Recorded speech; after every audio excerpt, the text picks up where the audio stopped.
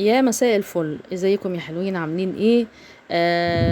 محمد حوارات عمل ستوري على الانستجرام، نزل بيها بصورة وهو وآلاء شايلين رماس ما شاء الله، وزي اللي كانهم بيردوا على ابو زياد إن الاغنية على الصور، اغنية الخال والحب في الخال ومش عارف ايه والكلام ده. فاللي هو يعني احنا هو بنحب عيالك وعيالك بتحبنا، ومهما تقول مش هيفرق، ما علينا.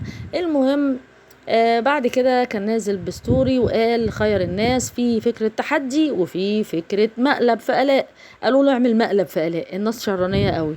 عمل مقلب في آلاء وطلع بعد كده طبعا قال ان آلاء انا عملت المقلب، وآلاء بتعيط. طبعا هو ما قالش المقلب ايه، بس طبعا بيشوق الناس.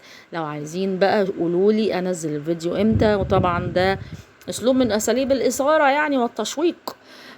فنازل بقى بحقك عليا ومش عارف ايه. فطبعا الاء غلبانه يا عيني، والاء اي حاجه اكيد بتصدقها. وهنشوف يا مسهل، ممكن بكره ينزلوا علينا بالفيديو او يوم تاني او بعد بكره. بس انا يعني متوقعه ان هو يعني محمد حوارات ما بيعملش يعني ما بيعملش مقلب عادي يعني يا جماعه. اكيد عمل فيها حاجه خلاها تعيط كده كده.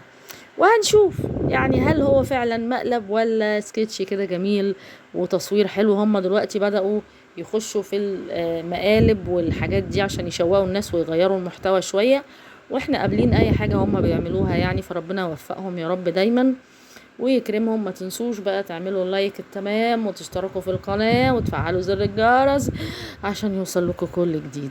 هنستنى الفيديو. سلام.